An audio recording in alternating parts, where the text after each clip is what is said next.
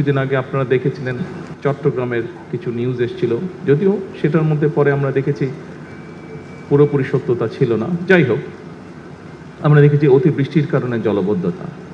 এই সকল বিষয়কে বিবেচনা করে এর আগে সবচেয়ে প্রথমে খুব সম্ভবত সচিব সাহেব উনি সিলেট সিটি কর্পোরেশনের নাগরিকদের পানির চাহিদা পূরণ করতে গিয়ে একটি কথা বলেছেন যে পরিমাণ চাহিদা প্রতিদিনের পানির তার অধিকাংশটাই আন্ডারগ্রাউন্ড থেকে ওনারা তুলছেন এই পানিটা, অর্থাৎ আন্ডারগ্রাউন্ড ওয়াটার লেভেল যেটা আছে সেটা ধীরে ধীরে নিচে নেমে যাচ্ছে, অল্প অংশই ওনারা নদী থেকে আনতে পারছেন। এই সকল কিছু বিষয় মাথার মধ্যে রেখে বিবেচনা করে আমরা তখন বলেছিলাম যে খাল খনন একটি কর্মসূচি আমরা দিয়েছিলাম সারা দেশে।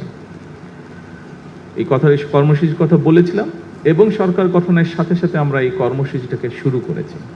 এই কর্মসূচির লক্ষ্য বা উদ্দেশ্য কিন্তু এই সমস্যাগুলোকে অ্যাড্রেস করার জন্য। আন্ডারগ্রাউন্ড ওয়াটার লেভেল যেটা আছে সেটা শুধু সিলেট সিটি কর্পোরেশনে নয়, এই সমস্যা ঢাকাতেও আছে, এই সমস্যা অন্য অনেক শহরগুলোতেই আমাদের আছে। আমাদের জন্য যেটি একটি বড় সমস্যা হচ্ছে, যেভাবে আমরা মাটির নিচে যে পানি আছে এটিকে যে টেনে তুলছি, এছাড়াও কৃষিকার্যের জন্য একই কাজ আমরা করছি, এটি ধীরে ধীরে একটি ভয়াবহ অবস্থার দিকে নিয়ে যাচ্ছে পুরো পরিস্থিতিকে।